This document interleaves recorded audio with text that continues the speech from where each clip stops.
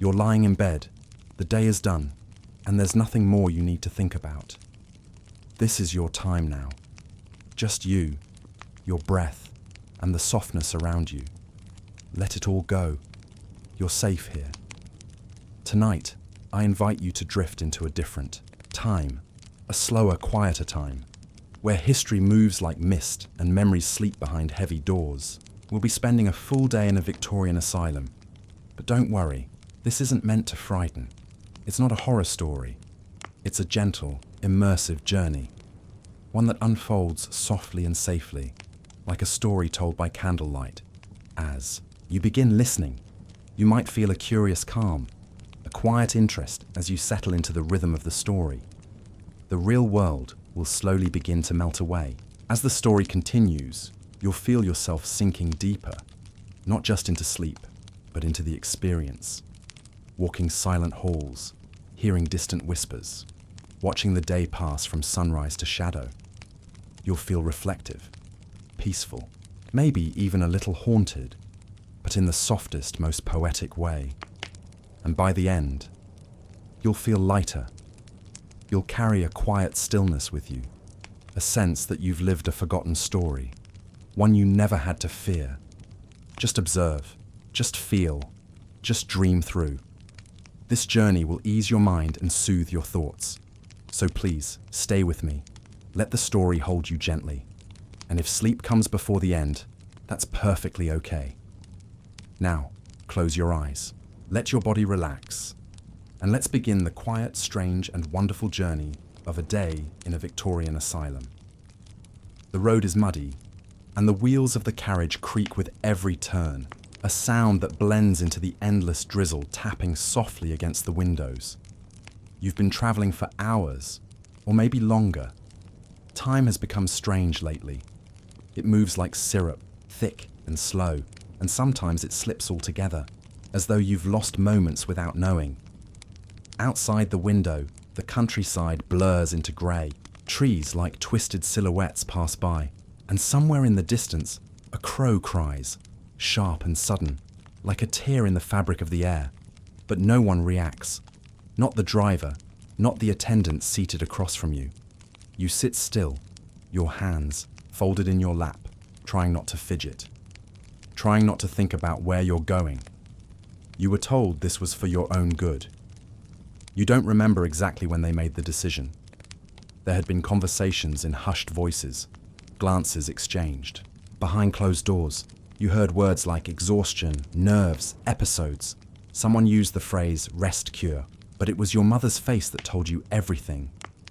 Her tight smile, the way she clutched her handkerchief so tightly, her knuckles turned white. You knew then that you wouldn't be going home for a long time. The carriage begins to slow. You lean slightly toward the window. There it is, the asylum. It rises up from the land like a monument. Cold grey stone walls stretch outward on either side, topped with wrought iron spikes that glisten wet with rain. A pair of towering gates stands ahead, half wrapped in creeping ivy, as if even nature hesitated to embrace this place. The building itself is massive, symmetrical, severe, and strangely silent. Despite the size, there are no welcoming signs, no lights in the windows. Just the tall, endless rows of rectangular panes, each one too small, too narrow, too far apart. Your stomach turns, not from fear exactly, but from the heavy, uneasy quiet that seems to press down on the air. It's like the world here has forgotten how to breathe. The carriage stops. The driver says nothing. The attendant gestures for you to step down. You hesitate, then take your first step onto the cobblestone drive. The rain has lightened, but the clouds remain low and thick, blanketing the sky in an ashen veil. Your shoes splash quietly as you follow the attendant toward the gates. Your breath fogs in the cool air. The metal gates groan as they swing open, slow and reluctant, as though they've grown tired of admitting strangers. Inside the walls, it's even quieter. A gravel path curves toward the front steps, flanked by rows of hedges trimmed into harsh, perfect shapes. Not a leaf out of place. The bushes seem too disciplined, too obedient. Everything here is orderly, but not comforting. You hear a distant sound, a whistle, a laugh. You can't be sure. You try not to look at the windows. It feels like something might be watching. The front door is taller than it needs to be, thick, wooden, with dark iron hinges and a brass handle shaped like a lion's mouth. The attendant knocks once, sharply, and waits. It's not long before the door creaks open from within, revealing a woman in a grey uniform. She nods, gives the briefest smile, the kind that never reaches the eyes, and gestures for you to come in. You step inside. The air changes immediately. It's warmer, but heavy, like the building holds its breath. The scent is strange, a mix of damp stone, burning coal, and something faintly sweet beneath it all. Lavender, maybe, or formaldehyde. The floor is tiled in checkerboard black and white. The walls are lined with faded wallpaper in a pattern of withering vines. There are paintings hung at even intervals, all portraits, all with eyes that seem to follow. The woman takes your name. You give it, your voice barely above a whisper. She writes it down in a large leather-bound book with a fountain pen that scratches noisily against the page. She doesn't ask how you are. Your belongings are taken. A small suitcase, your gloves, even the handkerchief in your pocket. For a moment, it feels like you've just handed over the last piece of yourself. Then you are told to wait. You sit on a narrow bench along the wall. The seat is stiff, the cushion thin and flat. You try to rest your hands on your knees, but they tremble slightly. So you fold them again. Across the hallway, you see a man being led down the stairs. He's barefoot, his hair is matted, and he mumbles something to the nurse walking beside him. She nods, but doesn't respond. His eyes flicker to you for the briefest moment. There's a recognition there, or maybe a warning. He disappears down the hall, and then there is only silence again. After some time, 10 minutes, an hour, a man enters the room. He wears a dark coat and wire-rimmed glasses and carries a clipboard. He calls your name. You stand, and the floor creaks beneath you. He gestures for you to follow. You do. You walk behind the man in the dark coat, your footsteps echoing faintly on the stone floor. The hallway seems impossibly long. The lights above you, dim gas lamps with cloudy glass, flicker gently, casting sleepy shadows along the walls. Everything smells like age, not decay, not rot, just old. The air feels like it's been here longer than the building itself. The scent of it clings to the walls, to your clothes, to the very thoughts inside your head. The man says nothing for a while. You try to study him, the slope of his shoulders, the way he walks, stiff but not rushed. He's not cruel, but he isn't kind either. His presence feels clinical, like he's already measured you in his head and filed you somewhere under a category. Eventually, he stops in front of a narrow door with frosted glass. The word intake is etched in black letters on the pane. He opens it and motions for you to step inside. The room is small, not cramped, but plain. White walls, a wooden desk, a bookshelf with a few medical texts. There's a single chair placed across from a neatly organized workspace. You sit, quietly, as instructed. The man removes his coat and hangs it on a hook, revealing a waistcoat beneath, its buttons snug against a narrow chest. He sits across from you and opens a thin folder. He picks up a pencil and glances at the first page. Then he looks up at you, and for the first time, you feel the full weight of his gaze. It isn't unkind, but it is deliberate, like he's turning pages in your mind before you even speak. "What brings you to us?" he asks softly. You pause. There's no good answer. Or rather, there are too many. Was it the dreams that wouldn't leave you alone? The silence that followed you around even in crowded rooms? The way everything felt too loud and too empty at the same time? You aren't sure what you say. Maybe nothing. Maybe something vague. You're tired. You're overwhelmed. You just want to rest. He nods, as if he's heard the same words from a dozen mouths before yours. he begins to ask questions. They are quiet, methodical, and strange. Do you hear voices? Do you sleep through the night? Do you remember your dreams? Do you believe others are watching you? Your answers feel slippery in your mouth. Some are yes, some are no, but many float somewhere in between. He doesn't react, doesn't write after every answer. Only now and then, when something seems to catch his attention. After a time, he shifts tone. Have you ever been here before? The question settles like dust in the room. It sounds simple, but it feels loaded. You shake your head. He scribbles something in the file. Then he rises and walks to a small cabinet. You watch him open a drawer and remove a small cloth pouch. When he returns to the desk, he lays out its contents. A tiny tuning fork, a small silver bell, a card with odd, swirling ink patterns, and a folded paper covered in blotches like ink. Stains. These are routine, he says. Just tests, nothing to be afraid of. You nod, though your throat tightens. He strikes the tuning fork and holds it near your ear. The sound rings out, soft, metallic, shimmering, like a string plucked underwater. You're told to close your eyes, to tell him when it fades. You listen, and listen. It fades too quickly, or maybe not quickly enough. He taps the bell. The same request. Then come the images. He holds up the ink blot card and asks, "What do you see?" You see clouds. Or maybe a face. A bird. A scream trapped in black and white. You answer, and again. He notes something in the file.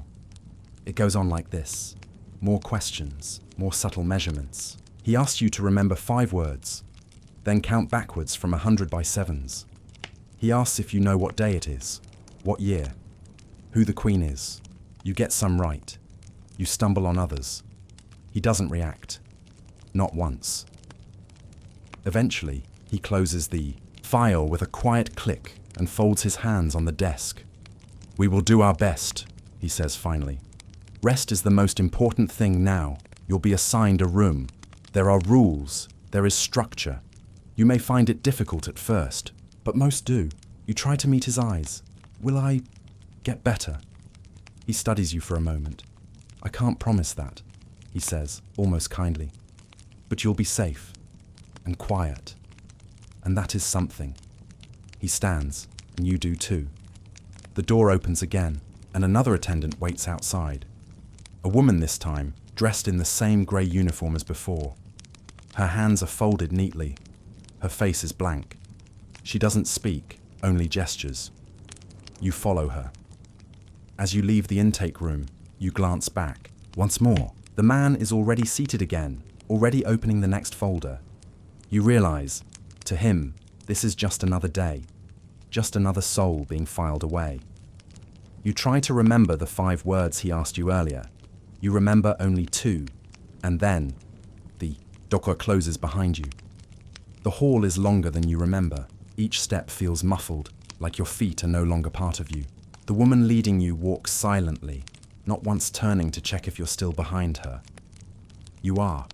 You always will be now. You pass a thick wooden door with iron bars across its window. Then another. Then another. Each has a number carved into a brass plate above it. There are no names, no laughter, no sound, but the distant drip of something unseen. Eventually, she stops before a heavy door. She unlocks it with a key she wears around her waist. The key makes a dull clack, like something ancient turning over in its sleep. Inside is a large room. Not a cell, exactly, but it's not freedom either. 6 iron beds line the walls. Thin mattresses, neatly made. Grey wool blankets folded sharply. At the corners, there are no pillows. The room smells faintly of starch and cold stone. There's a basin in the corner, a cracked mirror above it, a metal stool, a small shelf with a single candle. The woman gestures to the empty bed on the far left. "Yours," she says simply. You walk to it, sit down slowly. The mattress creaks, a thin protest of springs and age. The other beds are empty now, but you can tell they've been used. Sheets with softened edges, slight indentations, a faint smell of people who came before you and never quite left. The woman approaches and places a small booklet on your shelf. Then she speaks. Again, her voice barely above a whisper, as if the walls themselves are listening. You'll follow the rules here. You look up at her. Her face doesn't change, but her voice becomes practiced, like she's repeated this speech 100 times to 100 souls more confused than you. Wake up when the bell rings. Do not speak during meals. Beds are to be made immediately. Wash before inspection. No shouting, no running, no questions during prayer, no touching others without permission, no disobedience. You nod slowly, unsure if she's finished, but she continues. You are not permitted in the hallways without escort. You must not look out the east windows after sundown. You are to take your medicine when instructed. If you are restrained, you must remain still until released. If you hear noises during the night, do not respond. You blink. What kind of noises? Her eyes flick toward yours. There are always noises in places like this. She turns to leave but pauses at the door. The doctor will visit you tomorrow. Until then, rest. The door closes softly behind her. You sit in silence. For a long time, you glance at the booklet. She left. Its cover is cracked and pale. The words faded but legible. Conduct Manual, Ward 3. You open it, and the pages creak like tiny bones. The rules are listed again. Some are just like the ones she spoke aloud. Simple, stark, almost reasonable. Others are stranger. Do not speak to anyone who answers in whispers. If the candle flickers more than 3 times, snuff it out immediately. Never look directly at the patient in bed 4 if they return. Never pray out loud unless a nurse is present. If someone offers you sugar, refuse. If a door you do not remember appears, do not open it. Your hands begin to tremble slightly. You close the booklet. You lie back in the bed, but you don't sleep. Not yet. Instead, you listen. Far away, deep in the asylum's lungs, you hear faint sounds. Not screams, not voices. Just movement. The shuffle of feet across tiles. The creak of weight on metal. A dragging sound, too slow to be human, too rhythmic to be imagined. You remind yourself that it's an old building. Old buildings always make sounds. That's all it is. But the cold in your chest doesn't agree.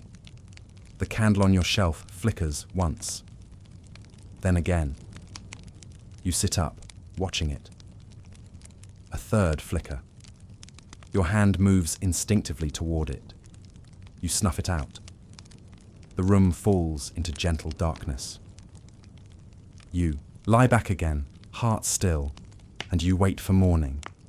If it comes, sleep comes slowly. It doesn't arrive the way it used to, gently, steadily, like a warm blanket drawing up over your shoulders. No, here, sleep slips in sideways. It waits in corners, watching you breathe. It enters your mind 1 inch at a time, like cold water running down your back. Your body lies still on the thin mattress, but your thoughts move like smoke. The absence of the candle makes the room stretch wider than it should. The darkness feels tall. You stare at the ceiling. Nothing moves, and yet everything feels alive. Somewhere in the building, a pipe groans softly. It sounds almost like a voice, low and distant, like someone trying to hum through stone. You shift beneath the blanket. The wool is rough against your skin. The air feels damp, clinging to your arms, your breath. You close your eyes and wait. Eventually, you begin to drift, but it's not a peaceful kind of sleep. It's not like dreams. It's more like slipping into someone else's memory. In the quiet haze behind your eyelids, images flicker. Blurred corridors, a pale face at the end of a hallway, a locked door that keeps appearing no matter how many times you turn away. You see your hands trying to open it. The key won't fit, but the knob turns anyway. Then, a flash of light, a scream you don't recognize, though it feels like it came from your own mouth. You wake with a sharp breath. Your hands grip the edges of the mattress. Darkness still surrounds you, but something's different. You listen. The silence has texture now, a pulse, a rhythm. You hear something outside the door, something brushing against it, slow and deliberate. The creak of weight leaning forward. Then nothing. Seconds pass, or maybe minutes. Time doesn't feel the same in this place. Then, footsteps. But not walking, pacing, back and forth, back and forth. You sit upright, clutching the blanket. Your breathing is shallow, ears sharp. The pacing stops. Then a soft knock. Once, twice. You freeze. You want to say something, but your voice won't come. Your throat is dry, your mind buzzing. The knock comes again. 3 times now, but slower, heavier. You remember the manual. If you hear noises during the night, do not respond. You stay still, so still. The footsteps retreat. Silence swells in. Again, thick as smoke. You lie back down, limbs heavy, and pull the blanket to your chin. You try to close your eyes, and that's when you hear breathing. Not your own. Close. Too close. It's coming from the next bed over, the one that was empty when you arrived. You don't move. Just listen. The breathing is steady, shallow, almost fragile. You dare a glance sideways, but see only a vague shape, barely outlined in the dark. It might be someone lying there, or it might be the way the shadows fall. Either way, the sound continues. Inhale. Exhale. Inhale. Exhale. You face forward again. Keep your eyes open. Count the seconds. Eventually, the breathing stops. Not fades, just stops. All at once, as if it was never there. You listen for something else. Anything. But the silence returns, soft and complete. You don't sleep again that night. You only wait and wonder if sleep will ever feel safe again. Morning comes not as light, but as sound. The clang of a handbell echoes through the corridor, a sharp metallic chime that slices through the shadows. It rings once, then twice, then falls silent. You don't know what time it is. The windows are too high and the light too thin. You only know it is time to move. The air feels colder now, as if something about the night took warmth away with it. You rise slowly. The mattress clings to your shape, reluctant to release you. Across the room, another bed is empty, the one that was breathing. You hesitate. You blink, and now it's made, perfectly, as though no one ever touched it. You reach for your shoes and stand. The stone floor sends a chill straight up your legs. Every movement feels louder than it should. You brush your hair with your fingers, splash water from the basin onto your face, and wait by the door. It opens without a knock. A man enters, neatly dressed. Not a nurse, not a guard. His coat is darker than the others you've seen, thicker. His shoes click when he walks, not scuff like the others. His face is clean-shaven, but tired. Underneath his collar is a pocket watch, ticking softly. He doesn't smile. You're awake. Good, he says. You nod, unsure whether to speak. He gestures for you to follow. We have a lot to learn about you. You trail him into the corridor. It looks different in daylight, less haunted, but no more comforting. Pale green walls, chipped at the corners. Framed instructions bolted into the plaster. A red line painted down the center of the hallway. You walk just to the left of it. You pass a patient in a straight-back chair, staring at the wall. She doesn't blink. Her hands twitch against her lap, like they're dreaming something they cannot remember. At the end of the hallway, a tall door stands slightly ajar. The doctor pushes it open. Inside is a room far too bright. The windows are large here, filtered, through muslin curtains that let in a sickly kind of sunlight. Everything is white and grey. The floor tiles, the chair, the desk. He gestures to the chair across from his. You sit. A long moment of silence passes between you. You feel the doctor studying you. Not just your eyes, but the way you hold your arms, the way you breathe, the way you try not to look too afraid. He opens a leather-bound folder and removes a pen. Name? You give it. He writes slowly. Age? You answer again. He nods. And do you know why you're here? You pause. You should know. But do you? You say something vague. I was told it's for rest, for nerves. The doctor hums softly. He doesn't look at you when he speaks. That's what they all say. You shift in your seat. He flips to a new page. Do you sleep well? You hesitate. No. Do you see things? Not always. Voices? Not yet. The pen scratches against the paper. His handwriting is neat, deliberate. He asks more questions, ordinary ones at first, about your diet, your dreams, your past. Then stranger ones. Have you ever tasted colours? Have you ever felt watched by someone who wasn't there? Have you ever had a dream that wasn't yours? Have you ever looked in a mirror and seen something waiting behind you? You answer honestly, or you think you do, but the questions make you uneasy. Not because they're strange, but because they sound familiar, like things you've wondered before, quietly, and never told anyone. He sets his pen down. Then he leans forward and says something so softly you almost miss it. Do you believe the people here are sick? You don't answer right away. You think of the woman in the hallway, the breathing in the night, the rules about shadows and whispers and doors you shouldn't open. You say, I don't know what to believe yet. He smiles, faintly, for the first time. That's a good answer, he says. He stands. You follow. The session is over, but something inside you has changed.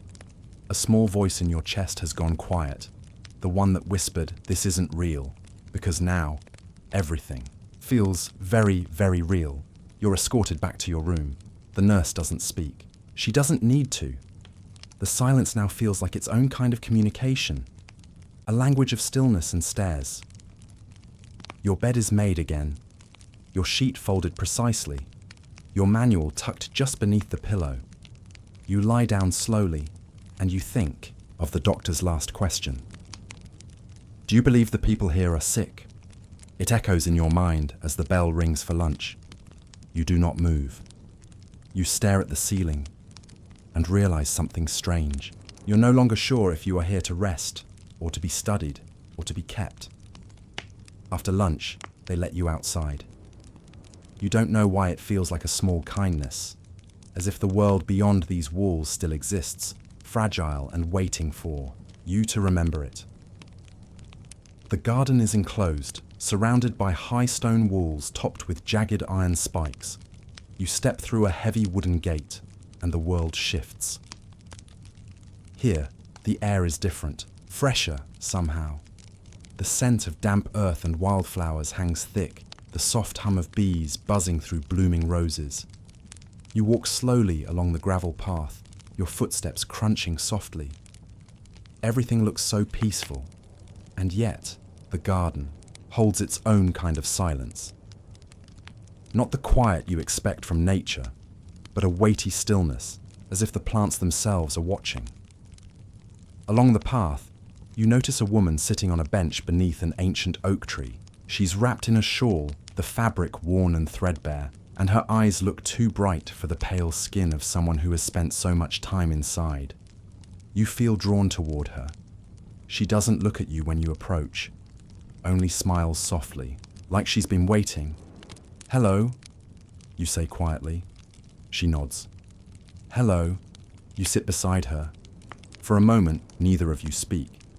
You watch a small bird hop near the roots of the tree, pecking at the soil. Finally, she speaks, voice barely above. A whisper. Do you know where you are? You hesitate.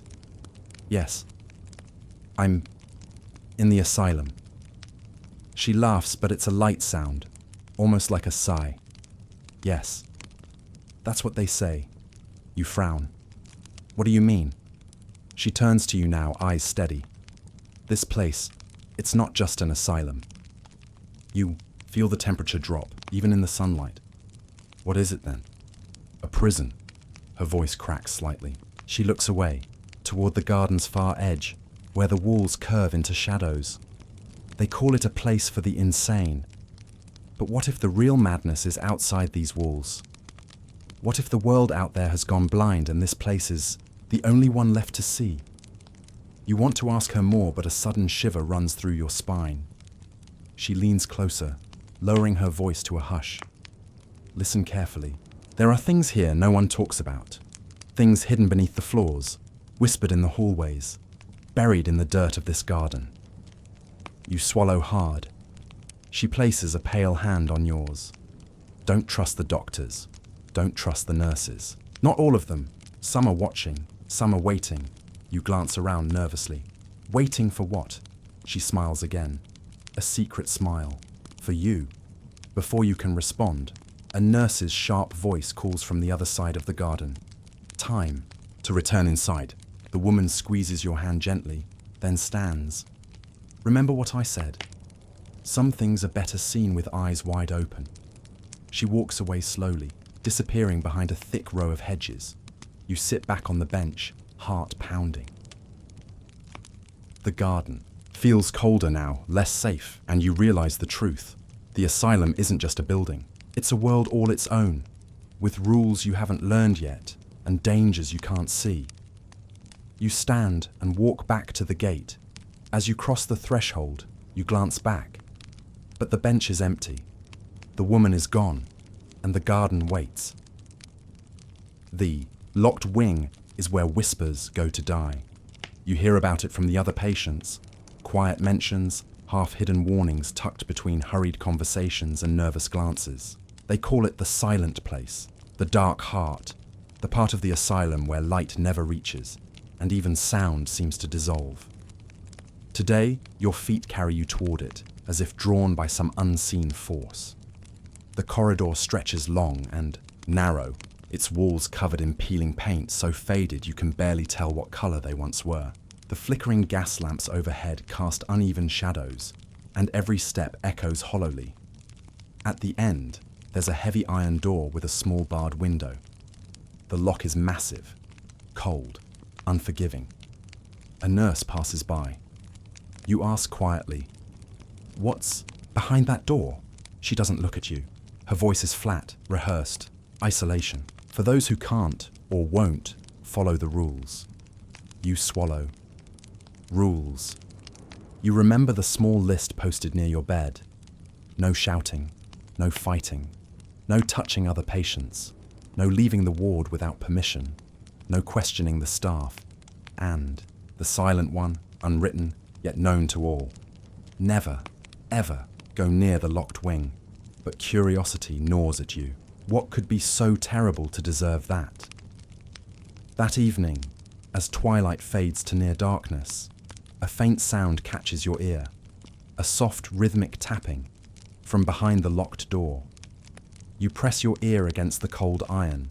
The tapping becomes clearer, a desperate Morse code of some kind. Tap, tap, tap.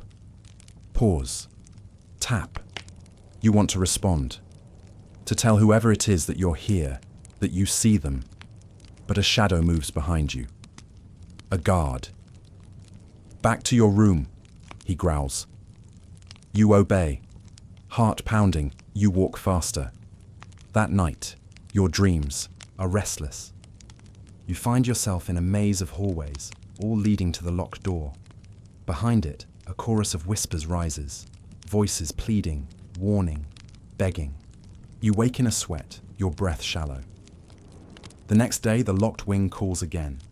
This time, you find a small, forgotten key lying on the floor near the laundry room. Cold metal against your palm, weighty with possibility. Your hands tremble. You dare. You sneak away when no one is watching.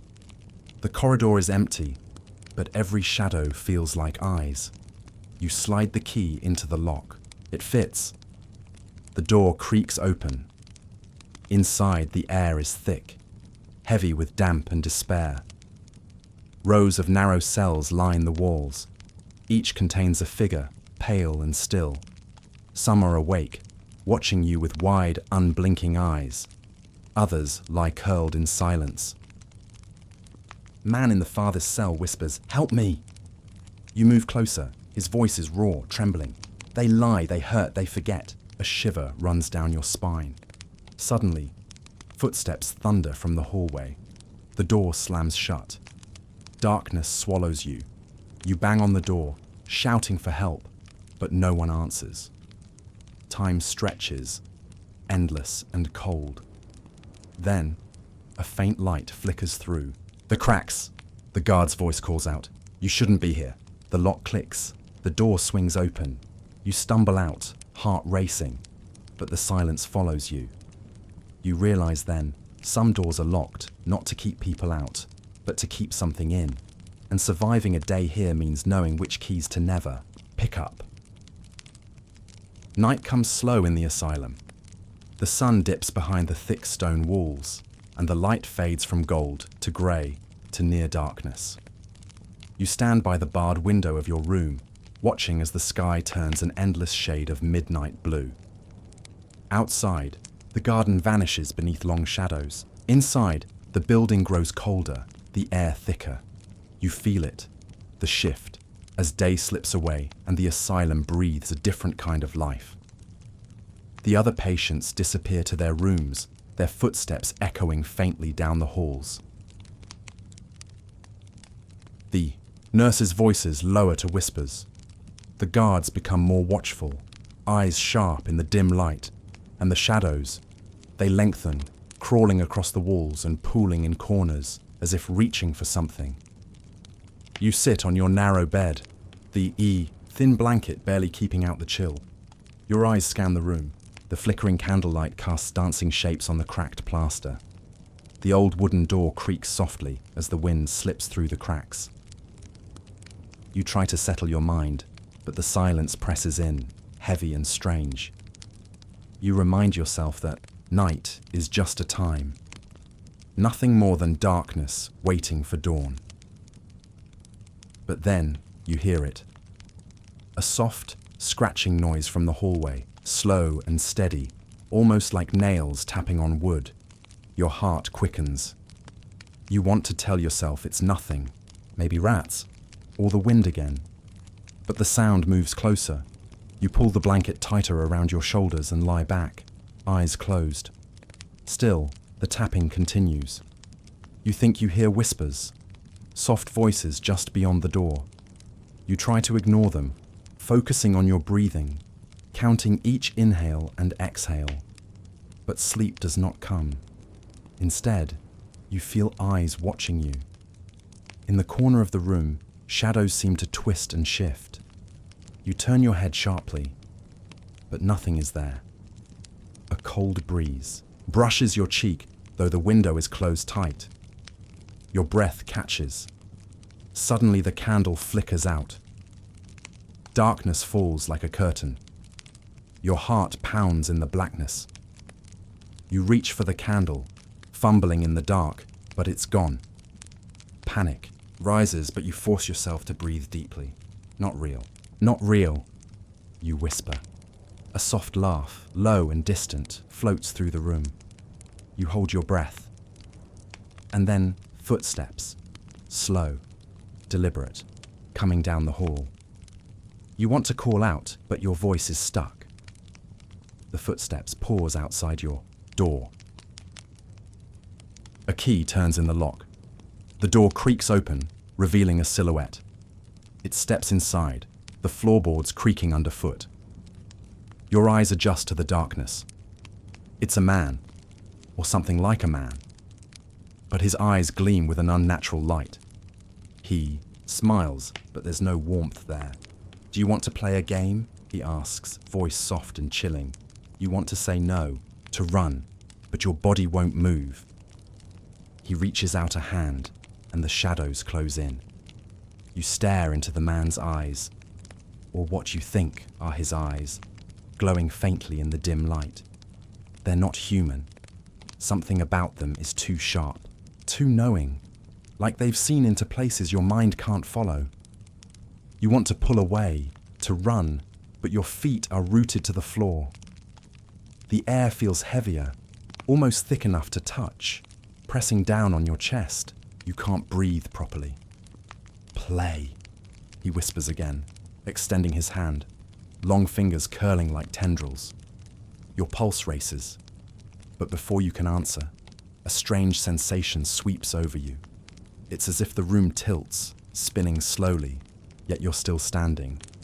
The walls seem to stretch outward, the ceiling rising like the inside of a bell jar. The floor beneath your feet changes, no longer cold stone but something softer, like moss or velvet. A faint mist curls around your ankles, curling and whispering. The man smiles wider now, a flicker of something dangerous hiding behind the grin. The rules are simple, he says. You follow me. You answer truthfully. You do not run. You want to ask what happens if you don't follow, but the words get caught in your throat. He takes your hand, and the cold of his touch sends a shock up your arm. The mist thickens, swirling faster, wrapping around you like a cocoon. Suddenly, you're no longer in the asylum, or at least, not the one you knew. You stand in a shadowed forest, the trees tall and blackened, their branches like twisted claws, reaching for the sky. The moon hangs low and sickly yellow, casting pale light on the ground. You shiver, the chill biting through your clothes. The man's voice echoes softly around you. This is the place where your fears live. Your heart pounds in your chest. You want to scream, to call for help. But your voice is gone. Ahead, a narrow path winds through the forest. He gestures for you to follow. With hesitation, you take a step forward. The ground crunches beneath, your feet, dry leaves snapping like brittle bones. You will face what haunts you most, he says, and you will not look away. The path twists deeper into the darkness. Memories rise like ghosts from the shadows. Faces of people you've lost. Voices of doubt and regret whisper in your ears. You try to turn back, but the man's grip tightens, holding you steady. Not yet, he says. A sudden noise, a soft sobbing, draws your attention. You follow the sound to a small clearing where a woman kneels, her hands clasped tightly around her knees. She looks up as you approach, eyes red and swollen. "Why are you here?" she asks, voice trembling. You hesitate. "I don't know." She shakes her head. "This place isn't real," she says softly. "It's a test, a mirror. If you fail, you stay here forever." You glance back, but the path behind you has vanished, swallowed by shadows. Panic wells up, but the woman reaches out and touches your arm. "Listen," she says, "you have to face it, your fear, your pain. Only then can you move forward." You nod, swallowing the lump in your throat. The woman stands and leads you deeper into the forest. Every step feels heavier, as if you're wading through invisible water. Then suddenly, the trees part, and you're standing before a dark pool, its surface smooth and still like glass. You stare into it. At first, you see only your reflection, pale, tired, frightened. But then, the image shifts. Your face twists, contorted by all the doubts and horrors you've buried inside. Failures, regrets, lost chances. They reach out from the water, cold and dark, pulling you closer. You try to look away, but the reflection holds you fast. The man's voice is behind you. Do you accept what you see? You swallow hard, trembling. Yes. Good, he says, because only by accepting yourself can you survive. A sudden rush of wind blows the mist away. The forest fades, replaced by the sterile walls of your room. You sit on your bed, heart still racing, sweat cooling on your skin. The candle flickers back to life. The man is gone. But you know the game has only just begun. You wake slowly, the faint morning light seeping through the cracks in the heavy curtains. Your eyes flutter open, but the world feels strange, distant, almost unreal. For a moment, you don't remember where you are. Then the walls come back into focus. Cold stone, peeling paint, and the faint scent of damp and disinfectant that never quite leaves this place. You lie still, letting your breathing slow, trying to shake off the lingering weight of the night's strange journey. Did it really happen? The man? The forest? The pool? Or was it just a fever dream, a trick your mind played in the darkness? You sit up slowly, your muscles stiff and sore. The thin blanket slips from your shoulders, and you shiver in the cool morning air.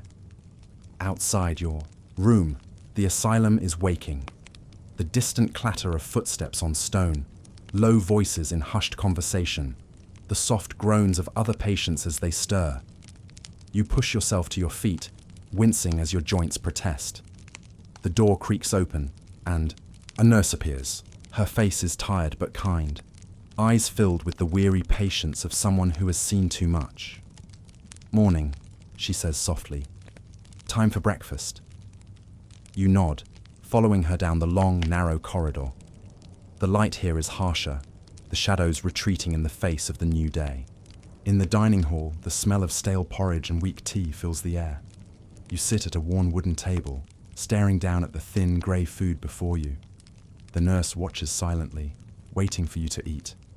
You take a bite, the bland porridge, sliding down your throat, and try to focus on the mundane task. But your mind drifts back to last night, the forest, the pool, the woman with the swollen eyes. What did it all mean? Was it a warning, a message, or just your own fears twisting in? The dark. You look around at the other patients, their faces pale and drawn, eyes distant. Some whisper to themselves, others rock gently back and forth. No one meets your gaze. You wonder if they too have faced the game. The nurse leans closer, her voice barely above a whisper. "You're doing well," she says. They don't tell you, but the hardest part is not the walls or the treatments. It's the waiting, the quiet, the endless hours with nothing but your thoughts. You nod, feeling a hollow ache settle deep inside. After breakfast, the day drags on. You wander the halls, passing locked doors and barred windows.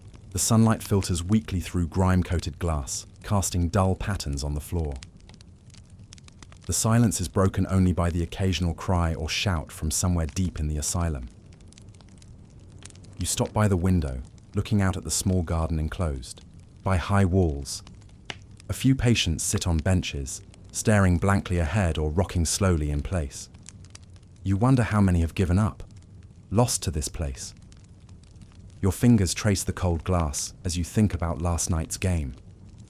If it was real, if it was a test, then what comes next? The nurse finds you there later and leads you to a small room filled with strange equipment.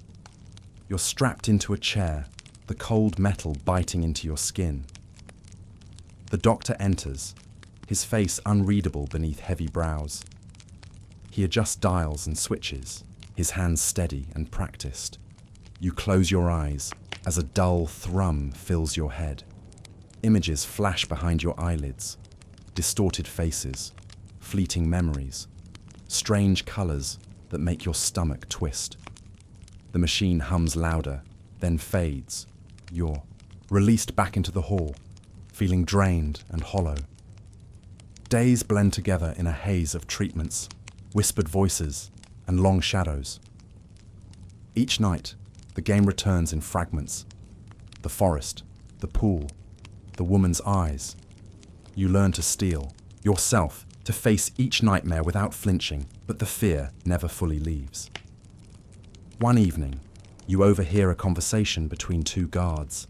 They speak in low tones about patients who have disappeared, vanished without a trace. You shiver, the shadows growing longer around you. You realize then that surviving a day here isn't just about endurance.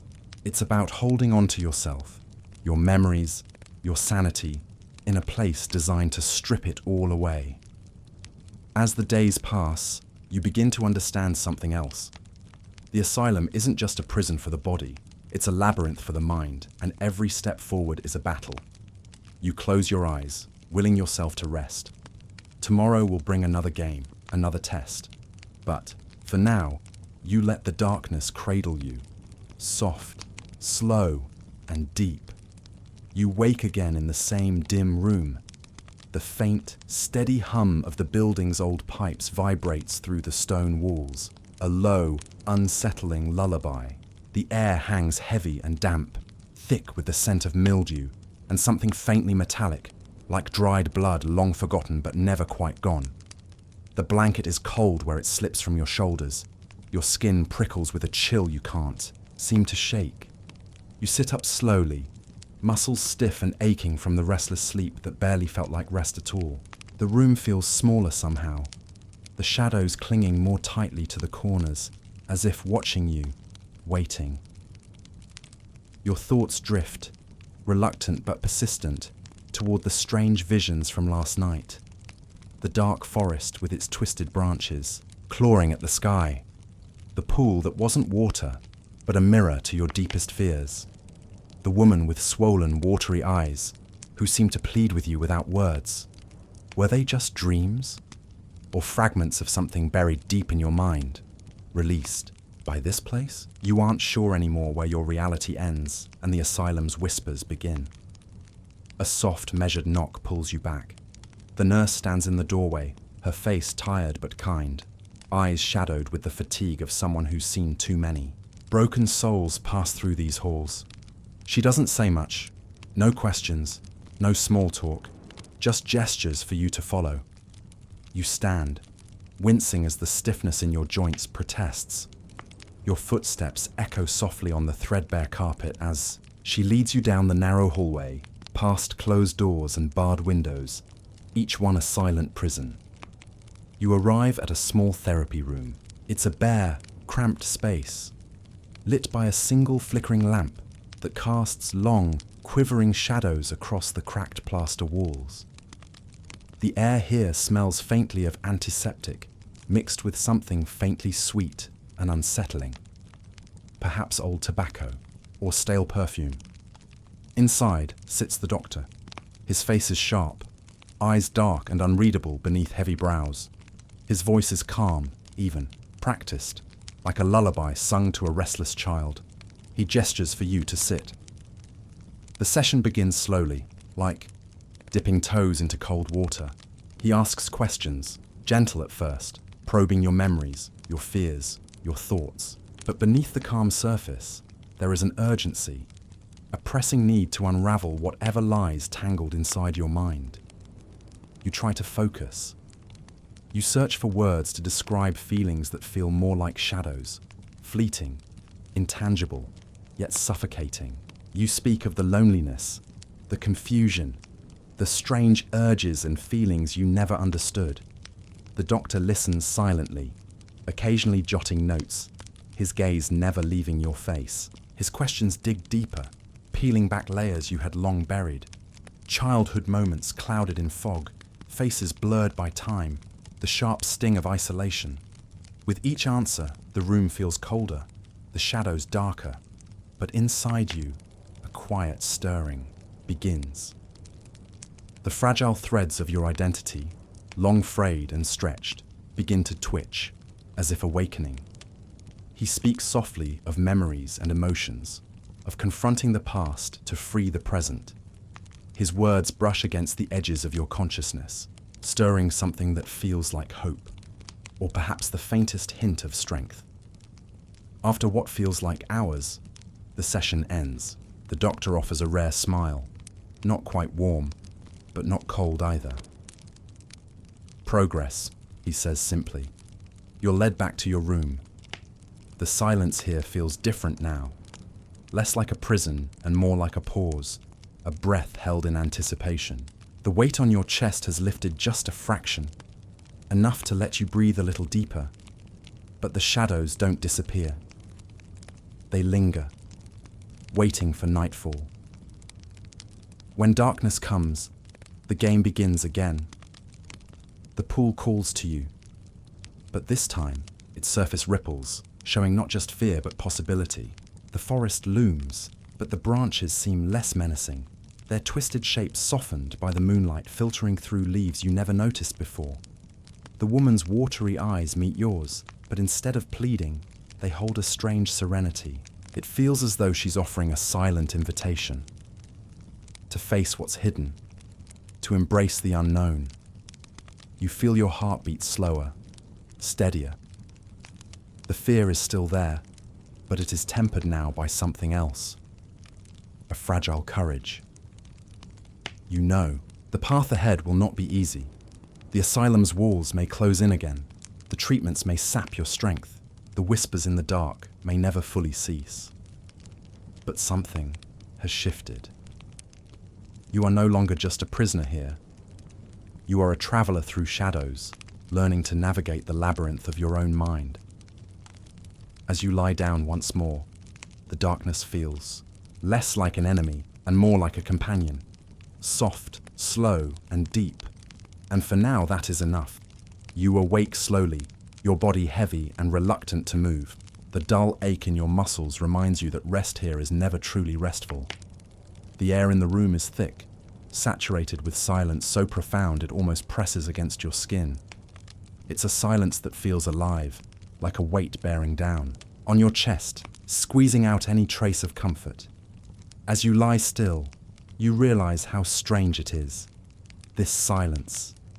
Outside, the world bustles with noise, laughter, chatter, footsteps on busy streets. But here, within these walls, the quiet is absolute, endless, a hollow void that can swallow thoughts whole.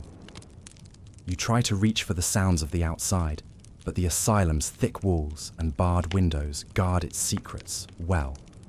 You are enclosed, trapped within an echo chamber of your own mind, forced to confront the void where sound once lived. The nurse returns with your breakfast, a small tray with barely edible food. The clink of the metal tray on the table is jarringly loud in the quiet room. You eat slowly, every bite a mechanical routine to sustain your body. Though your appetite is barely a whisper, your thoughts drift again to the things left unsaid, the emotions swallowed in this suffocating silence. In the outside world, conversations fill gaps between moments. Laughter bridges lonely nights. Here, silence stretches infinitely, amplifying the distance between you and everything familiar. You realize how this silence is a weapon. It isolates, breaks down, and reshapes those who endure it. It forces you to look inward, to face the parts of yourself you might rather keep hidden. In the absence of distraction, the mind wanders to its darkest corners. Memories emerge, blurred faces of loved ones long gone, moments of joy and regret, the quiet pain of loneliness before the asylum's walls enclosed you. Each memory is a shard, sharp and raw, pressing into your skin. But with time, the silence also becomes a strange companion. It teaches you to listen, not just to sounds, but to your own thoughts and feelings. In this emptiness, you begin to notice the small rhythms of life you'd overlooked. The slow rise and fall of your breath, the faint beating of your heart, the distant creak of old pipes. The silence is heavy, yes, but it also holds a strange peace. It allows you a rare moment of stillness, a chance to breathe beneath the weight of chaos that once filled your mind. As the day drags on, you find yourself drifting between wakefulness and sleep, caught in a liminal space where reality blurs. The silence hums around you like a soft lullaby, coaxing your thoughts into gentle waves rather than sharp spikes. You realize that surviving here isn't just about enduring the walls or the treatments. It's about learning to live with this silence, to make peace with it, to find strength in the quiet. As night falls again, the shadows return, softer now, less threatening. You close your eyes, letting the silence cradle you. a slow, steady rhythm carrying you towards sleep. And for a moment, just a moment, you feel the weight of silence lift, replaced by the gentle promise of rest. You awaken again to the steady murmur of the asylum, subtle but unmistakable. The distant creaks, faint footsteps, and low, almost imperceptible whispers carried through the thick stone walls. In this place, even silence is filled with sound. Shadows seem to have voices. As you sit on the edge of your cot, the room feels colder, the air heavier than before. The weight of the building presses down on you, ancient and unyielding. You imagine the countless souls who have passed through these halls, each with their own story, their own pain, their own secrets. The whispers seem to come from the walls themselves, carrying fragments of conversations long forgotten. Sometimes they sound like distant laughter, other times like quiet sobs. You wonder, are they echoes of past patience? Or perhaps your own mind playing tricks in the stillness? You try to listen closer, but the sounds always slip away, just out of reach. The mystery deepens the more you try to understand it. It's as if the asylum breathes, its walls alive with memories trapped between the cracks in the plaster and behind rusted iron bars.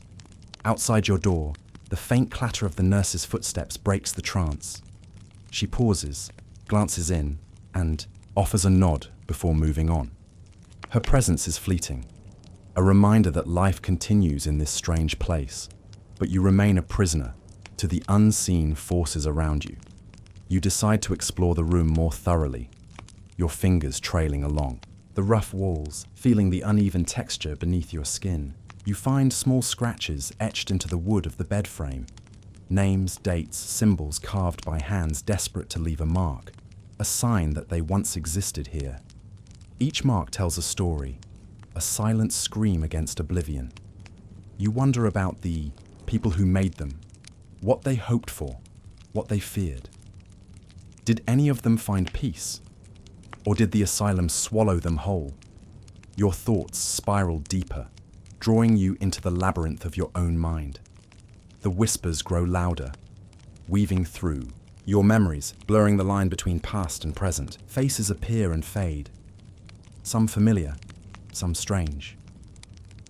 You feel a chill, a sudden awareness that you are not alone. Something watches from the shadows, unseen but ever present. The fear is subtle but real, a quiet pulse beneath your skin. Yet, amid the unease, there is a strange comfort in these whispers, a connection to others who share your fate. You are part of a larger story, a tapestry woven with threads of sorrow and resilience. As night falls once more, the whispers fade into silence, leaving you with only the steady rhythm of your own breath. You lie back, eyes heavy, mind swirling, with questions and half-remembered dreams. The asylum's secrets remain locked behind its walls, but you are learning to listen, to hear the echoes of those who came before and find your own voice within the silence. And in that fragile moment, hope flickers, quiet, persistent, like a candle glowing softly in the dark. You wake once again to a dim, cold morning in the asylum.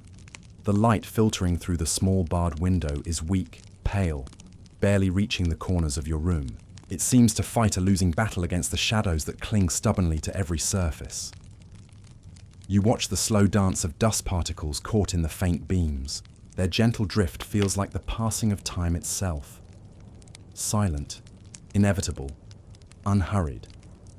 You realize how days here are measured not by clocks or calendars, but by the shifting quality of light and shadow in this small, enclosed world. Your eyes trace the chipped paint on the walls, the cracked plaster revealing the cold stone beneath. It's hard to imagine that once this place might have held hope for those who came here, hope for healing, for escape from their own torment. Now, it feels more like a tomb, a resting place for forgotten souls. The routine begins again. The clatter of breakfast trays, the distant echo of voices in the hallways, the low murmur of voices, patients or staff, It's sometimes hard to tell. You move mechanically through your day, body weighed down by exhaustion, mind drifting like a ghost, trapped between moments. You find yourself staring out the window, the world beyond tantalizingly close, yet cruelly unreachable. Trees sway faintly in the breeze, and birds occasionally flit across the sky, their freedom a cruel reminder of your own confinement. You wonder what it would be like to step beyond these walls, to feel the sun on your face, to breathe the fresh air of the outside world. But that thought is quickly pushed aside. Dangerous, forbidden. Here, safety is an illusion, and freedom a distant memory. The fading light mirrors the slow erosion of your own spirit. Each day blurs into the next, indistinguishable except for the subtle changes in shadows. The passage of time feels both endless and mercilessly quick, a paradox that confuses your senses and dulls your hope. But in this fading light, you also find moments of strange clarity, moments when your mind sharpens, when memories resurface like flickering flames, illuminating the darkest corners of your past. You remember who you were before these walls closed around you, a person with dreams, fears, and a life beyond this place.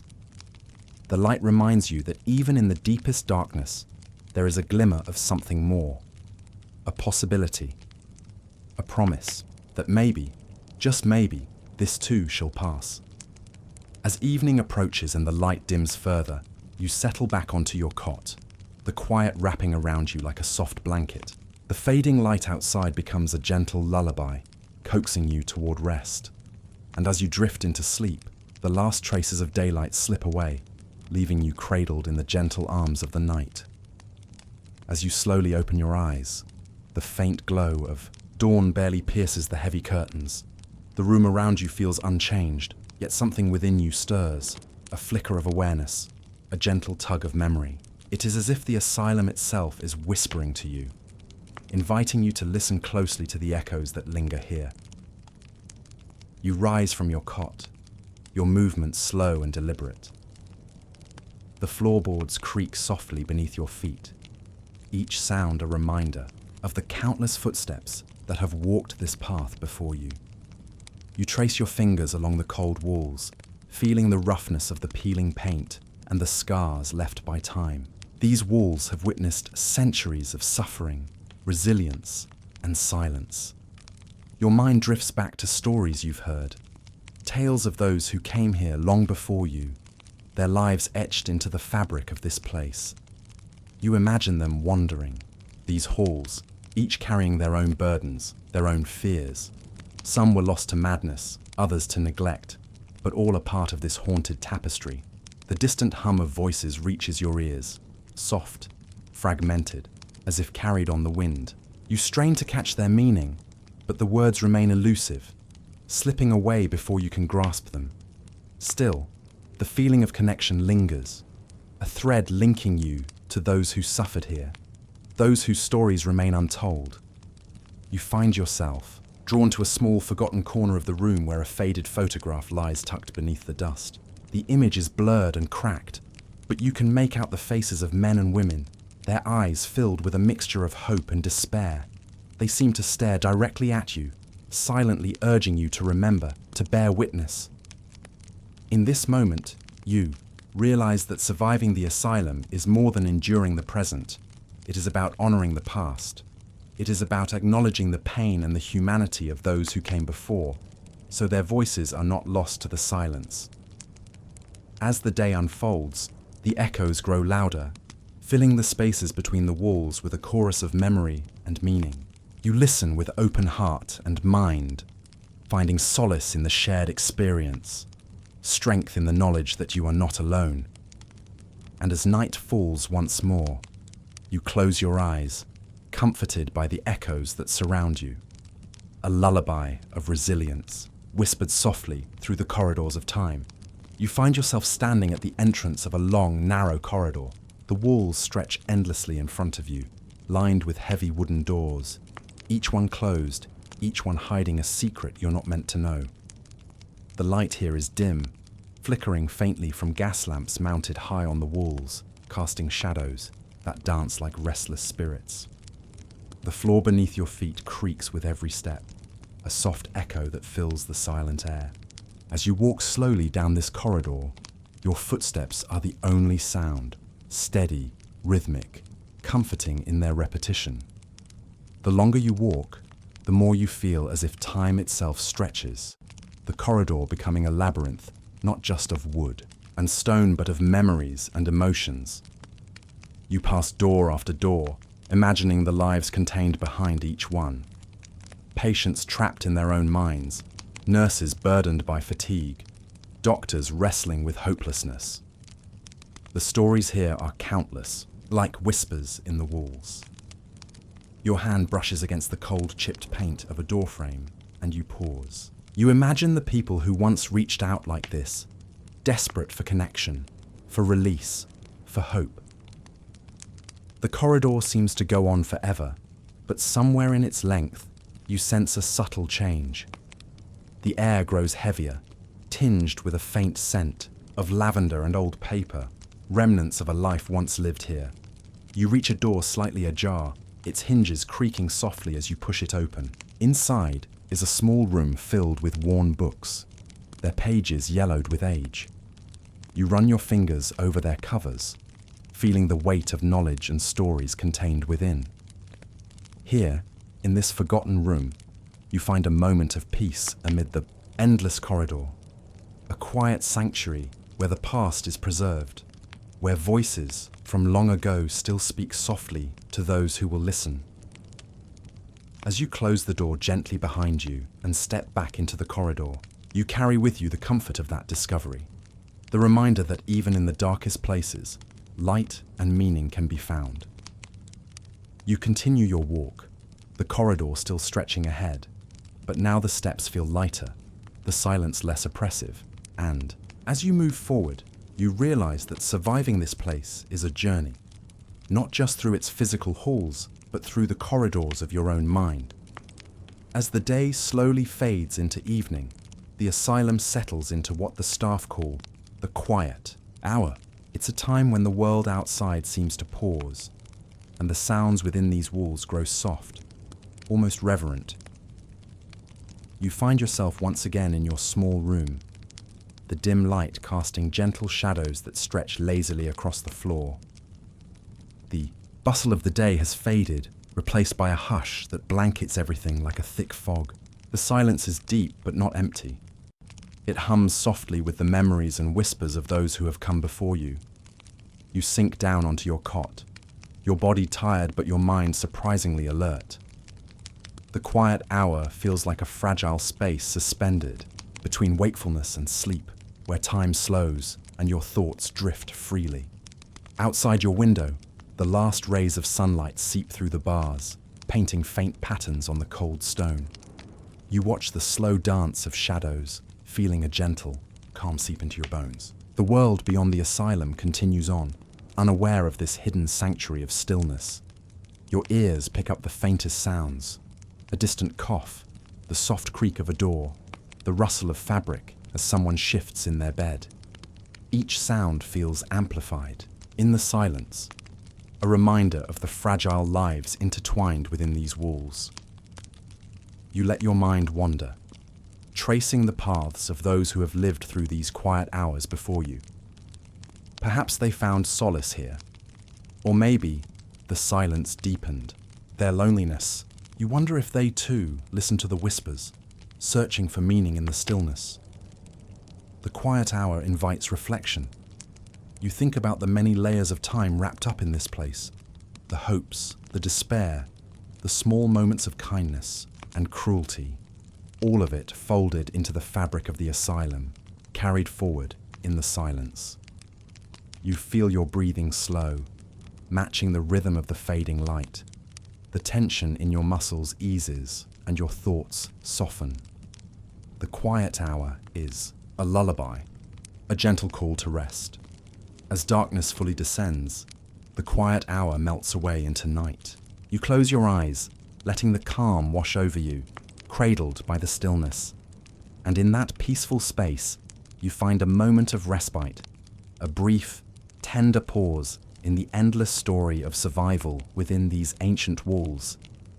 You awaken slowly to the soft flicker of lantern light outside your door, the pale glow seeping through the cracks and casting trembling shadows on the worn floorboards. The evening has deepened into night, and the asylum settles into its quiet rhythm, a slow, steady pulse that seems to breathe life into these ancient walls.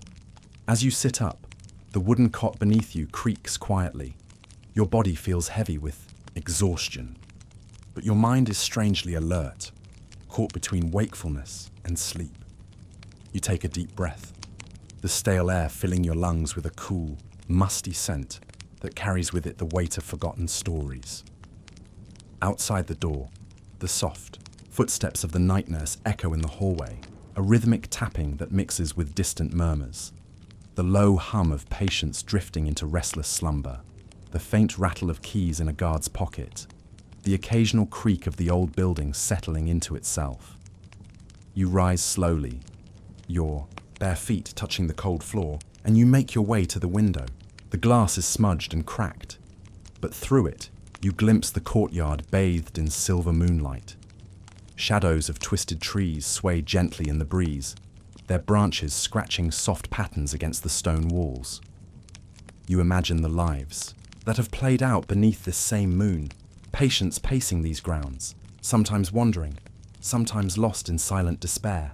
The moonlight softens the harsh edges of the day, but it cannot erase the shadows lingering in every corner.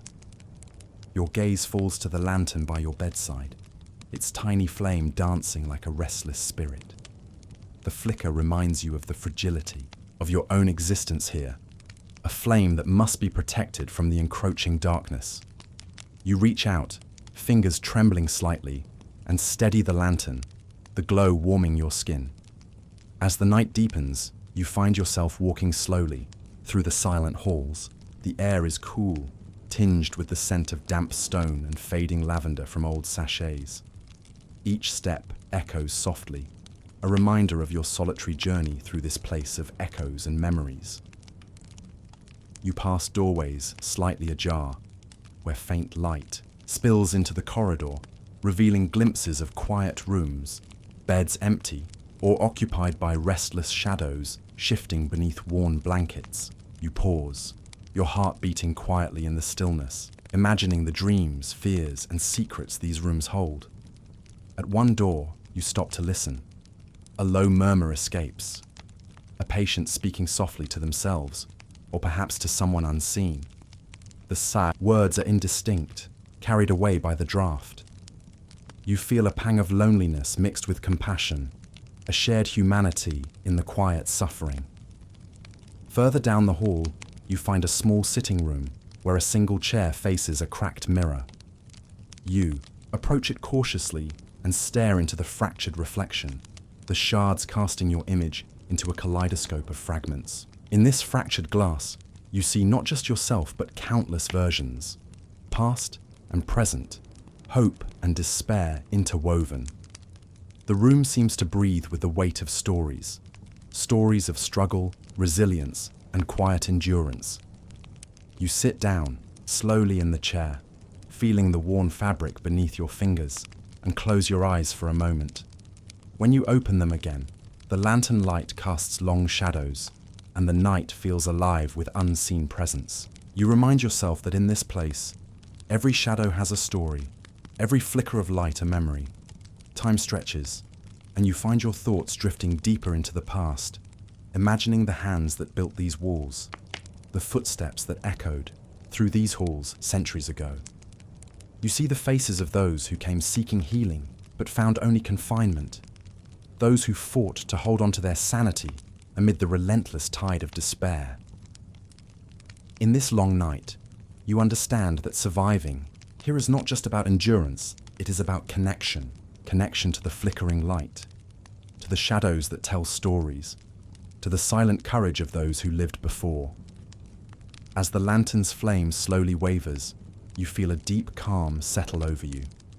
The darkness outside is vast, but inside you carry a small, steady light, fragile, yes, But unwavering, you return to your cot, the cold sheets welcoming you back. The silence wraps around you like a soft shroud, and your eyelids grow heavy once more. In the quiet embrace of the night, you surrender to sleep, the shadows and light merging into a peaceful dreamscape, guiding you gently through the darkness. You awaken to a faint whisper, barely audible, like the soft rustling of dry leaves caught in a gentle breeze. For a moment, you wonder if it's your imagination, but the sound lingers, drawing you out of the quiet haze of sleep. The asylum is still, cloaked in darkness, the night stretching deep and endless beyond the barred windows. Yet, in this silence, the voices of the past seem to gather, a chorus of echoes that drift through the halls, carried on the cold air like secrets waiting to be heard. You rise slowly from your cot, your movements careful and deliberate, as, if not to disturb the delicate web of memories hanging in the shadows. Your bare feet meet the cold stone floor, and you begin to walk. The corridor feels different tonight. The darkness seems softer, less threatening, almost welcoming, like the warm embrace of a forgotten friend. As you move forward, the whispers grow clearer, weaving stories around you. These are the voices of those who once called this place home. The patients, the doctors, the nurses, all caught in the vast tapestry of time, their lives intersecting in this haunted refuge. You pause at a door slightly ajar, peering inside. The room is small and simple, with a single bed and a faded photograph pinned to the wall. You move closer and see a face staring back at you. Young, hopeful eyes frozen in time. You imagine the person behind the photograph, their dreams, their fears, their moments of joy and despair. What brought them here? What kept them holding on? A soft sigh brushes past your ear, and you turn to see a shadow flicker at the edge of your vision. You reach out, but there is nothing. Only the cold night air and the lingering scent of lavender and old paper. As you continue your journey through the asylum, the voices surround you. Fragments of conversations, soft laughter, muted cries. Each sound is a thread, weaving a story you can almost grasp but never fully hold.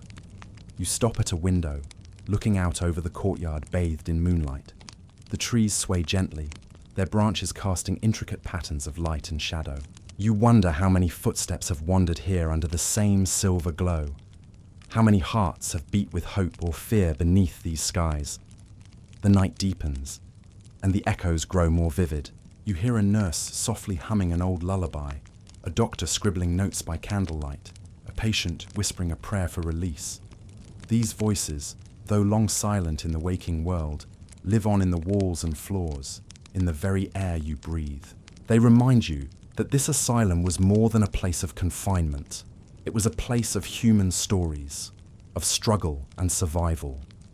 You feel a gentle warmth spread through you, a connection that transcends time and space. The echoes are no longer distant. They are part of you, guiding you through the darkness. As dawn approaches, the whispers slowly fade, leaving only the soft sound of your own breathing and the steady beat of your heart. You return to your cot, carrying the weight and comfort of these forgotten voices with you. You close your eyes, letting the memories settle like a gentle blanket over your mind. The asylum may be a place of shadows, but within those shadows, life once blossomed, fragile, fleeting, and beautiful. And as sleep takes you once more, you find peace in knowing that these echoes will always be there, softly calling you back whenever you need them. As the clock in the distant tower strikes midnight, a soft glow beckons you from beyond the thick stone walls of the asylum. You follow the faint light down the quiet corridors, stepping lightly so as not to disturb the deep slumber of others. Each step feels measured and slow, a gentle rhythm in the stillness of the night. You find yourself before a heavy wooden door, its surface worn and scarred by time. With a quiet push, It creaks open to reveal a hidden courtyard, a secret garden tucked away in the heart of this bleak fortress. The moonlight spills over the garden's tangled vines and wildflowers, painting everything in a silver-blue hue. The air is cool and fragrant here, filled with the scent of damp earth and blooming night jasmine. Soft petals brush your fingertips as you walk slowly along the winding stone path, their gentle touch grounding you in the present moment. This garden feels like a sanctuary, a rare oasis where time slows and the worries of the asylum fade into a distant memory. You pause by a small fountain, its water murmuring quietly as it spills over moss-covered stones. The sound is soothing, like a lullaby sung by the night itself. You lean closer and watch the ripples spreading in gentle circles, each one a tiny wave of calm that seems to wash over your thoughts. Around you, the garden is alive with subtle movement. The leaves rustle softly in the breeze, and the occasional flutter of wings hints at the presence of night creatures, moths, owls, perhaps even a shy bat. Their quiet life reminds you that even here, in the midst of hardship, nature continues its endless dance of renewal and resilience. You find a bench beneath an ancient oak tree, its branches stretching wide like protective arms. Sitting down, you feel the rough wood beneath your fingers, grounding you in this moment of peace. The tree's leaves whisper secrets as the wind passes through, stories of seasons long past and hopes yet to come. In this midnight garden, time feels fluid. Past and present merge into a gentle stream, carrying away the tension in your body and the restless thoughts in your mind. You breathe deeply, letting the cool night air fill your lungs and settle your spirit. You think of the countless souls who might have found solace here, patients seeking brief respite from their struggles, staff moments of quiet reflection, anyone who dared to dream of freedom beyond these walls. As you close your eyes, you imagine yourself becoming part of this tranquil scene, a leaf drifting softly on the breeze, a petal floating gently on the water. You feel yourself drifting, weightless and calm, into the embrace of the night. The garden fades slowly as sleep wraps around you like a gentle shroud, carrying you deeper into dreams where shadows soften and light glows warmly. Here, in this quiet sanctuary, you are safe, you are at peace. And as the night stretches on, the midnight garden holds you tenderly, a secret refuge hidden within the heart of the Victorian asylum. As the night deepens, you feel drawn once again into the labyrinthine corridors of the asylum, each step echoing softly against the cold stone walls. The silence is profound, a quiet so complete it seems to press gently against your ears, encouraging your thoughts to slow, your breath to deepen, and your mind to drift. You descend a narrow staircase, the worn steps crumbling slightly beneath your careful feet.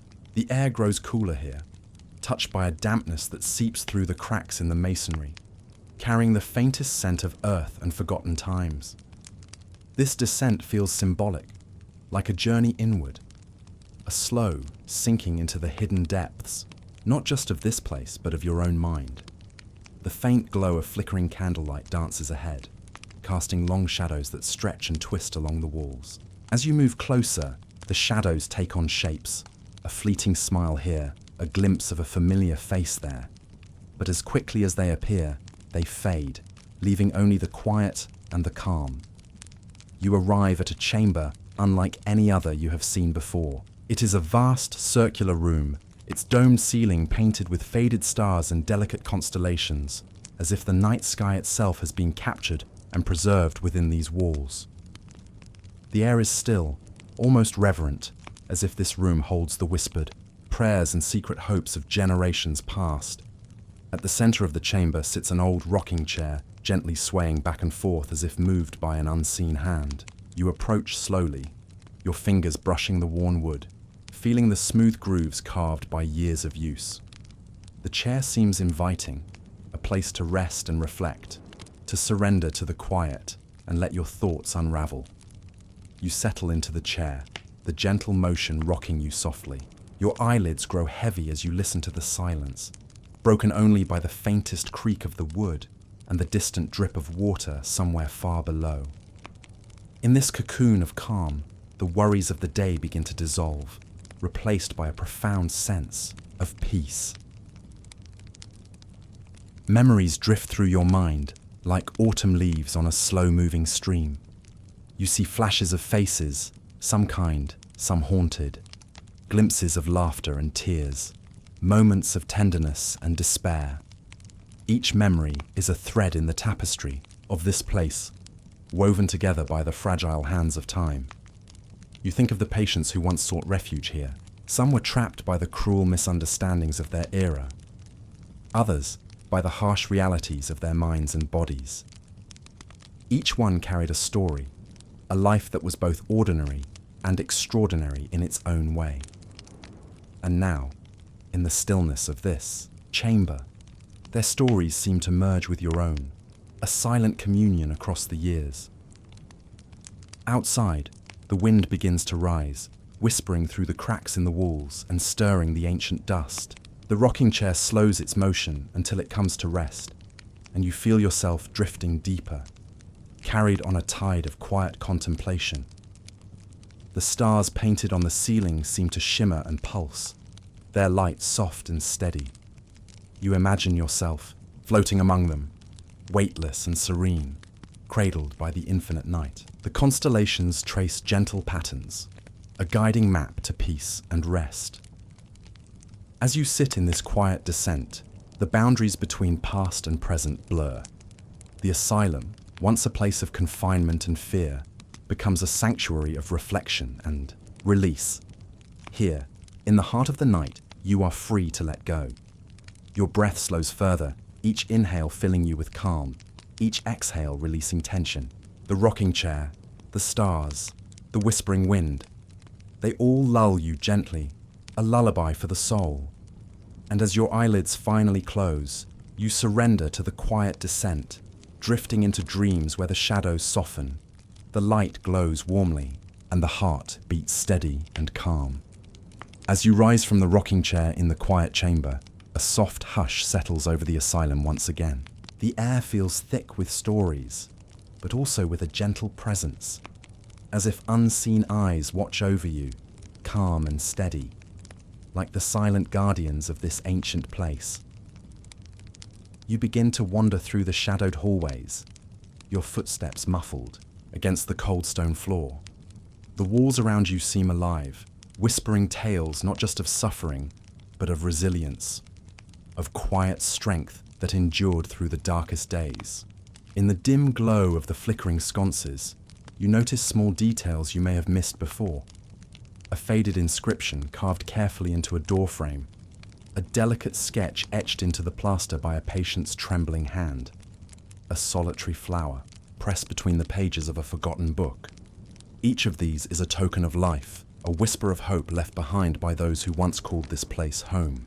You feel the weight of their presence, not as something heavy or frightening, but as a warm embrace, a reminder that even in confinement, the human spirit finds ways to shine. You come to a set of heavy iron gates, their bars thick and cold, yet behind them lies a small, hidden chapel. The space is humble but serene, with stained glass windows casting soft, coloured light onto worn wooden pews. You step inside and let the quiet wash over you like a healing balm. The chapel is a sanctuary within a sanctuary, a place where souls sought solace, where prayers were whispered in the dark, and where light found a way to pierce even the deepest shadows.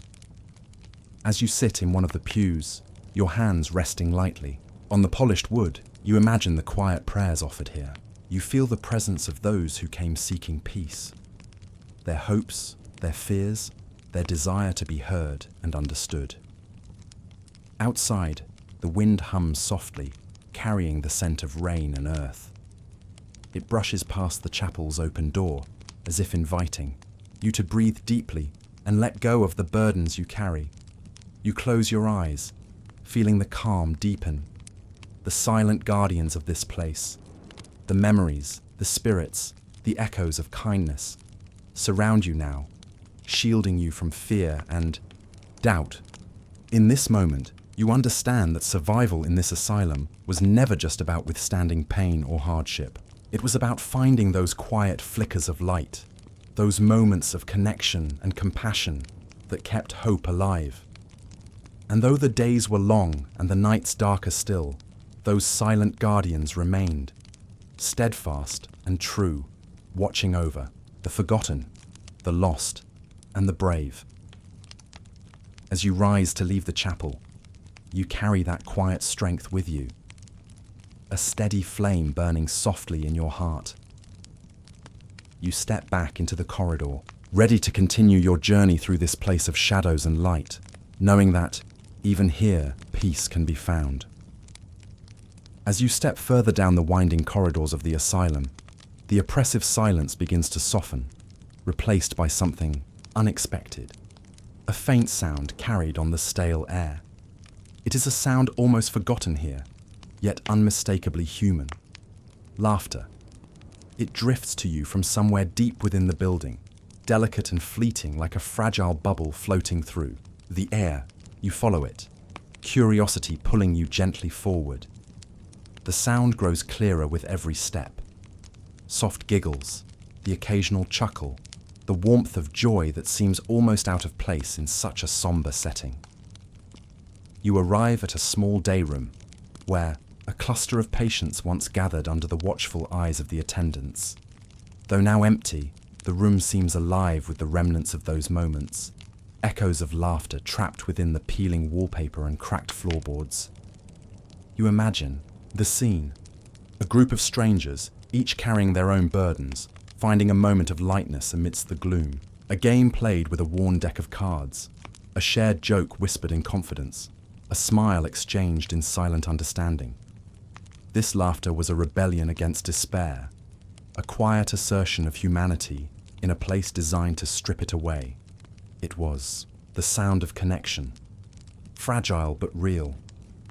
A brief reprieve from the weight of isolation and fear. You take a slow breath, feeling the warmth of that memory seep into your bones. The room, once a stage for sorrow, becomes a sanctuary of fleeting joy, reminding you that even in the darkest places, the human spirit can shine through. Beyond the window, the night sky stretches wide and endless, stars twinkling softly, as if applauding those moments of laughter long past. You feel yourself smiling gently, carried by the rhythm of those invisible voices. The echoes of laughter fade slowly as you leave the room, but their warmth lingers, a gentle comfort to hold on to as you continue your journey through the silent halls. You carry with you the knowledge that even when trapped by circumstance, moments of joy and light are never truly lost. They live on, hidden in the quiet corners of memory, ready to be discovered when you least expect them. And so, with a heart a little lighter, you step back into the shadowed corridor, moving forward in the stillness of the night, guided by the faint, enduring sound of laughter. As the clock's slow tick fades into the background, you find yourself drawn once again into the depths of the asylum, where the night holds its own secrets. The corridors are darker now, shadows stretching like soft blankets across the walls, and the silence is punctuated only by the faintest whispers, voices carried by the midnight air. These whispers seem to flutter just beyond your hearing, elusive and gentle, like a lullaby sung by the walls themselves. You lean in, straining to catch their words, but they remain tantalizingly out of reach, teasing your curiosity while wrapping you in a cocoon of calm. You wander slowly through the maze of hallways, each step measured and soft. The cold stone beneath your feet feels grounding, steadying your breath and slowing your racing thoughts. The whispers grow stronger, swirling around you like a cool breeze, brushing softly against your skin. You come upon a small alcove where a faded portrait hangs crookedly on the wall. The face in the painting is worn by time, but carries a serene smile, an invitation to rest. to listen, to surrender. You sit quietly beneath it, closing your eyes and letting the whispers wash over you. They speak of forgotten stories, of dreams once dreamed beneath these very roofs, of fears faced and overcome in silence. The voices are not frightening, but tender, guardians of the night's gentle secrets. As you breathe in the cool night air, you feel the weight of the day slip away. The whispers mingle with your thoughts, weaving a tapestry of peace and quiet understanding. They remind you that even in the darkest moments, there is softness to be found. Your eyelids grow heavy as the whispers lull you deeper into their embrace. You imagine yourself floating, weightless, carried on a stream of quiet voices, each one a thread pulling you gently toward rest. Outside, the moonlight filters through a cracked window, casting silver patterns on the floor. It bathes the alcove in a gentle glow, as if the night itself has reached out to cradle you. In this moment, wrapped in the midnight whispers, you realize that survival in this asylum was not just about endurance.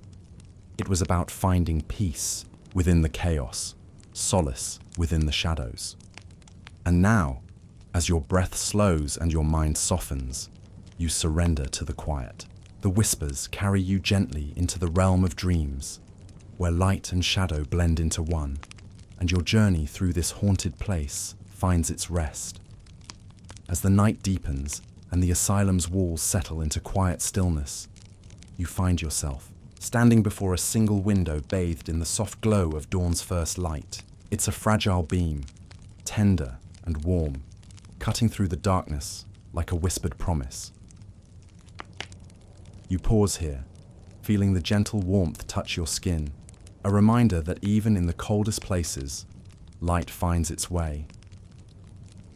Around you, the long shadows of the night retreat, slowly folding themselves back into silence. The day ahead is waiting, unknown, but filled with the quiet hope that has carried you this far. You breathe deeply, letting the cool morning air fill your lungs, and you feel a sense of calm that's deeper than anything you've known since arriving here. It is a stillness born not from surrender, but from understanding. This asylum, with all its shadows, fears, and echoes, has shown you more than just hardship. It has revealed resilience, compassion, and the strength of the human spirit to endure, to adapt, to find light in the darkest corners. You look out the window, watching as the world slowly brightens. The soft colors of morning stretch across the sky. Gentle pinks, pale blues, and muted golds blending like a quiet symphony. Here, at the edge of night and day, you realize something profound. Survival is not just about escaping the darkness, but learning to carry your own light, no matter where you find yourself. The last light lingers in the air around you, a fragile glow that promises new beginnings and quiet peace. You hold it close as you turn away from the window, ready to step forward into whatever comes next. And with that, your journey through the Victorian asylum comes to its close, not with fear or despair, but with a gentle hope, a calm knowing that even the darkest nights give way to dawn. As you wander deeper into the heart of the asylum, the corridors begin to shift in tone. The air feels warmer here, almost tender, as if the walls themselves remember the lives that pass through. You find yourself drawn toward a small, quiet room tucked away behind a faded wooden door, the archives. Stepping inside, you're greeted by rows of shelves, heavy with dusty ledgers, fragile letters, and faded photographs. This is the sanctuary of memories, a place where the stories of those who lived and suffered here are preserved. Whispering, softly through time, you run your fingers lightly over the spines of the old books, feeling the weight of countless lives. Some broken, some brave, all real. Each document tells a tale. A note from a mother longing for her child, a doctor's careful observations, a patient's trembling journal filled with hopes and fears. You pick up a brittle photograph, its edges worn and curling. It shows a group of patients gathered in the garden, faces caught in a moment of rare happiness. You imagine the sunlight on their skin, the warmth of friendship amid the shadows of their struggles. Here, in this quiet room, the asylum's harshness fades, replaced by the gentle pulse of memory. The keeper of these stories, whoever tended these archives, has left a gift, a reminder that behind every label, every diagnosis, there was a person who dreamed, who loved, who lived. You feel a profound respect for these silent keepers of memory. They preserve not just records, but the humanity that the asylum tried to suppress. Their work ensures that the voices of the forgotten are never truly lost. As you sit amid the quiet hum of the archives, you let yourself be carried by these stories. They wrap around you like a comforting blanket, weaving together past and present, pain and hope. You close your eyes, imagining the gentle hands that carefully tended these pages, the dedication it took to honor each life. You realize that survival here was not only a matter of endurance, but also remembrance. And as you leave the archives, stepping back into the dimly lit halls, you carry with you the weight and warmth of these memories, a silent strength to guide you onward. As you stand at the threshold of the Victorian asylum, the heavy doors creak gently behind you, closing softly on the echoes of a forgotten past. You step out into the cool morning air, the sky stretching wide and open above you, endless and full of possibility. You've walked through shadowed halls, felt the weight of silence, heard the whispers of those long gone. You've glimpsed the harshness and the humanity, the despair and the flickers of hope that lived within these walls. But now, as you breathe deeply beneath the open sky, you realize something profound. Survival isn't only about withstanding hardship. It's about carrying the light of compassion, resilience, and memory wherever you go. The asylum was a place of confinement, but your journey here has set you free. Free to remember, to reflect, and to honor the strength that quietly endured in the darkest of places. The past remains, not as a burden, but as a teacher, whispering softly, reminding you that even when the world feels cold and unkind, there is always a spark of light within you. You feel that light now, steady and warm, glowing quietly in your chest. It's a light that will guide you through your own shadows, a light that no darkness can ever fully extinguish. And as you walk away from the asylum, the sun rising higher with every step, you carry that light forward, a beacon of hope, resilience, and peace. Sleep now, wrapped in that gentle glow, knowing you have survived the journey. Tomorrow is a new day, and with it, endless possibilities. Good night.